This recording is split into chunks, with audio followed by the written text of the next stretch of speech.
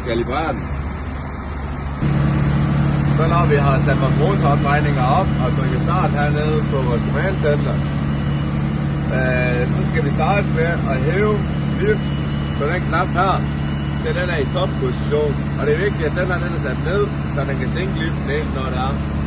Og så hæver man, indtil den er helt, så slipper man. Så skal du sænke den igen, og hæve den igen, og sænke den igen, og så hæve den igen. Indtil der står next, trykker du, presser du hernede, det kommer til at stå hernede i terminalen. Og så kommer det her frem, og så sætter du den i, så sænker du liften indtil det her CNTR, det kommer frem. Og så kommer de her to hurtigt, og så skal du løfte liften igen, og så kommer der done til sidst. Og nu vil vi lige prøve at sætte vores motorafregning op, så begynde på det.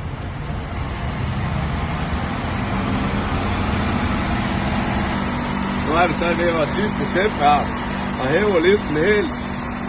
Så nu er liften hævet helt op, og så slipper vi igen. Og så står der så done, så er vi færdige. Og så er det vigtigt, at vi lige trykker bare kun én gang herpå. Og så står der lige EOC. Og så skifter den så billedet over på det der. Og det er så fordi kalibreringen er fuldført nu. Så nu er vores lift kalibreret.